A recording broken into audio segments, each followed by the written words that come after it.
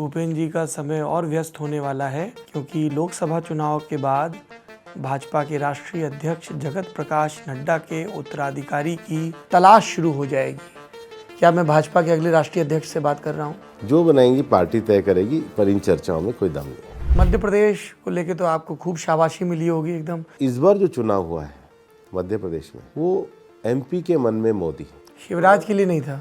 शिवराज जी मुख्यमंत्री थे, लेकिन अंदाजा था आपको कि आपको कैबिनेट के लिए चुना जा सकता है?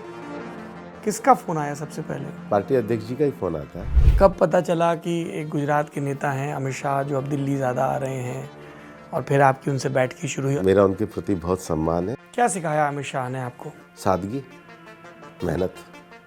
आपके पास लेबर मंत्रालय भी है। मिनिमम वेज को लेके काफ़ी चिंताएं जताई जाती हैं कि सरकार इसको लेके एक कमिटमेंट नहीं दे रही है। पूरा इसके ऊपर वेज के लेके कमेटी होती है, वो कमेटी इसको निर्धारित करती है। और जिसमें 2017 में आखिरी बार फ्लोर वेज 176 रुपये निर्धारित है। वो 26 मार्च को ILO की रिपोर्ट आती है, इंडिया एम्प्लॉयमेंट रिपोर्ट 2024। भारत के बेरोजगारों में 83% युवा हैं। पढ़े लिखे बेरोजगारों की संख्या साल 2000 के मुकाबले दोगुनी हो गई है। क्या कहेंगे मंत्री जी? उस पर एक नए तरीके से चीज़ों का विश्लेषण होना चाहिए।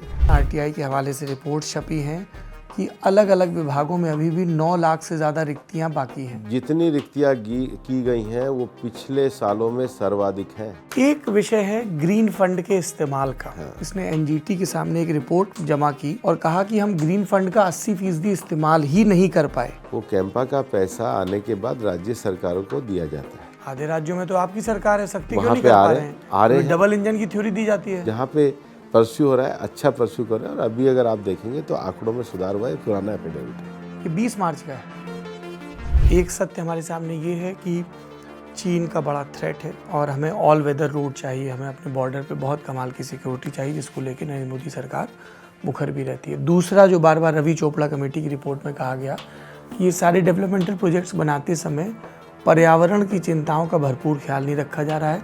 जब उत्तरकाशी में वो टनल धसी, तब नए सिरे से इस चर्चा को बल मिला। नहीं, ऐसा नहीं है। मालेगांव ब्लास्ट वाली टीम में भी आप थे। लॉयर्स के नाते जो मैटर्स आते थे उसका हम लोग करते थे। अब वैसे तो बहुत सारे मैटर्स में रहते हैं। आपने साध्वी प्रज्ञा को रिप्रेजेंट किया है। मैं एज ए सांसद के नाते मेरे उनके अच्छे संबंध रहे। टिकट रिपीट नहीं हुआ लेकिन उनका? ऐसा कुछ नहीं होता है सौरभ जी, वो तो संगठन का निर्णय है। क्या भूपेंद्र यादव भिवानी महेंद्रगढ़ से लोकसभा सीट के दावेदार थे? मेरे को जहाँ पार्टी ने लगाया मैंने वो काम किया। पार्टी का ये आदेश तिजारा के विधायक बालकनाथ क्यों नहीं स्वीकार कर पा रहे हैं? ऐसा नहीं है। 6 महीने पहले हरियाणा के मुख्यमंत्री बदलने की अटकलों में आपका नाम भी था। क्या केंद्रीय नेतृत्व ने चर्चा की कि भूपेंद्र यादव हरियाणा के मुख्यमंत्री बन कभी कोई चर्चा नहीं होती, पता नहीं कहाँ से आती है। वित्त मंत्री निर्मला सीतारामन कह रही हैं कि मेरे पास लोकसभा चुनाव लड़ने के पैसे नहीं। लोग कह रहे हैं जिस पार्टी को इलेक्टोरल बॉन्ड से सबसे ज्यादा चंदा मिला है, उसकी नेता कैसे कह सकती है कि पैसे नहीं है?